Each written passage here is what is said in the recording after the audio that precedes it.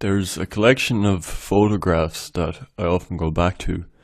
These are photographs from the late 19th century that have been colorized. And there's something really kind of mesmerizing about these pictures. They come from various parts of the world at this time. There's some from Ireland, there's one from Lapland, there's ones from Scandinavia, from Russia, the Middle East, North Africa, North America. And I've been thinking about why it is that these are so kind of captivating to me. And I think what it is that, we often look at history and it's this black and white kind of abstract thing. And we look at it in a very quantitative way where it's about troop formations and battles and economics and historical figures. And somewhere in all that there's a mass of humanity being pushed around like pawns that don't really figure in our narrative. But something about seeing these pictures colorized, you see the richness that did exist in the 19th century, and you see the qualitative aspect of a world before globalism that we've lost.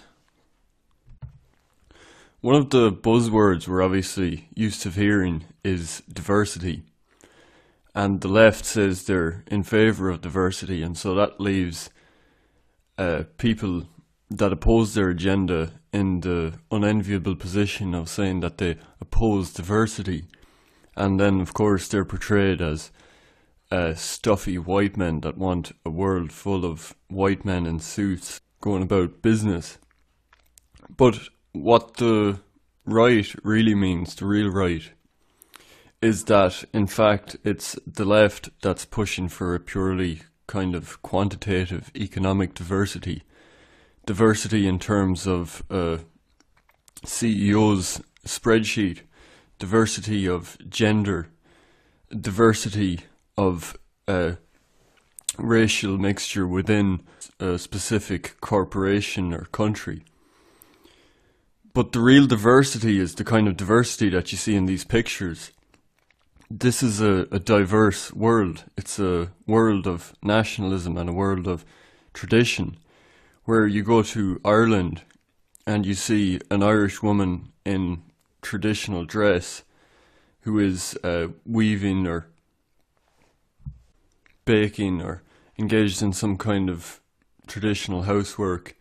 And you go to Palestine and you see a native tending for the land and looking after an ox, and the land looks much the same as you could imagine it looking at the time of the New Testament. And so everywhere in the world there is a qualitatively unique civilization. It isn't just like now where you travel the world and there are, of course, different peoples with different languages, and the countries are different in many aspects.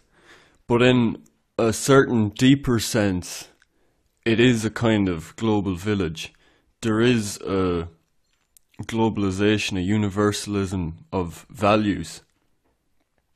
There's a universal measurement that's kind of underlying our interaction with the world now.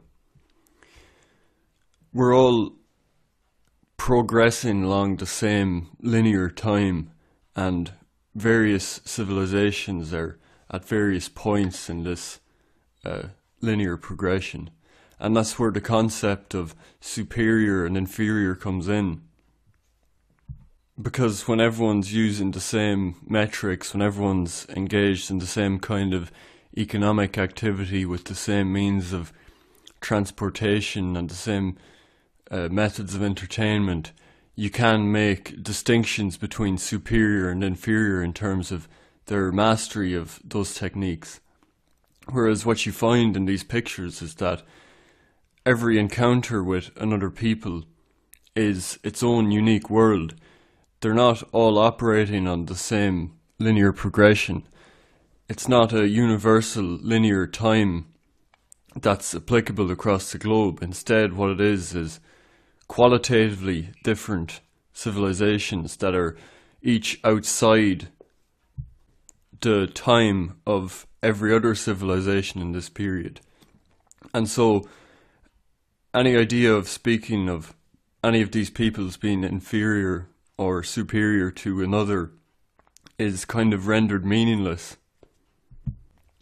You can't really look at the shepherds in Syria or the traders in Constantinople or the girl in the Black Forest in Germany and look at the uniqueness of each of these peoples and the very beautiful individual expressions of tradition that each of these peoples are carrying and say that any of them is superior to one another. But they are qualitatively different and they are unique. And once that uniqueness is lost, that's when the universalism enters and the universal standards of superior and inferior come along. And once these universal standards of measurement enter our approach to the world, these qualitative differences become kind of meaningless. They kind of become destined to go extinct. There's no longer a justification for them within the technical worldview. And so when you have this conflict between technical progression and something purely qualitative, a thing in itself, a unique cultural expression of tradition, there can only be one victor. And when I approach something like this, I'm often brought back to the writings of Jacques Ellul, who wrote about the technological society, and one of the key characteristics of the technological society that Ellul wrote about was universalism, and the fact that the technological society, by its own internal logic, out of necessity, must destroy difference and institute universalism for its own survival. Ellul wrote, "In the course of history there have always been different principles of civilization according to regions, nations and continents, but today everything tends to align itself on technological principles. In the past, different civilizations took different paths. Today all peoples follow the same road and the same impulse. This does not mean that they have all reached the same point, but they are situated at different points along the same trajectory. And the more technique is refined, the more it varies its means of action. Therefore we shall continue to have the appearance of different civilizations in India and in Greenland. They will indeed be different in certain aspects, but their essence will be identical. There will be techniques. And what differences there are will be the result of cold calculation of some technique, instead of being the result of the profound spiritual and material effort of generations of human beings. Instead of being the expression of man's essence, they will be the accidents of what is essential, technique." I think Ellul really captures the tragedy of this, that when you look at these pictures, and I can imagine people looking at these pictures in centuries to come, feeling that they've really lost something that they'll never get back, because these unique expressions of culture, of peoples, were thousands of years, were countless generations in the making. It came from a long period of the separation and individuation of peoples and their acclimatizing to their unique epochal and geographical location. And these unique traditions are the expression of the course of a long time of the mixture of these people's unique genetics and their unique racial souls with the soil beneath them. And in the course of a couple of generations, all of that is swept away by the universalism of technique, and culture becomes merely the outward expression of the material course that the technological society is taking. And so culture in a very real sense becomes kind of meaningless. It is just an accident of technique. And so I think when nationalists often get stuck arguing with leftists and get caught in their frame where everything is about economics and abstract universalist concepts like human rights and progressivism, I think that there's always some kind of qualitative dimension to life that people that are drawn to the right or to traditionalism or to nationalism, there's a qualitative aspect that they feel intuitively but don't have the means to express due to the form or discourse around these issues takes today. And that too is a result of technique and the technological society. But if I was to capture it in anything, it would be these pictures. Because I think you can't help but look at these and lament just how much we've lost in a century and